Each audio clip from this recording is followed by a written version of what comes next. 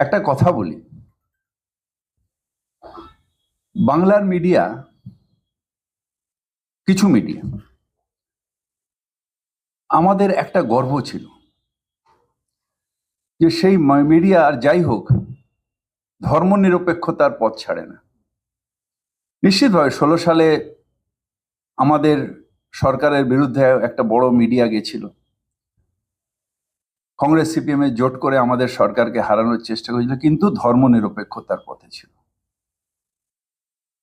আজকে অত্যন্ত কষ্টের সাথে বলি, সেই বাংলার গরিমাটা হারিয়ে গেল। এখন সারা দিন ধরে ধর্মের ভেদাভেদ সেটাকে প্রকোপ করার জন্য মিডিয়ার একটা সূক্ষ্ম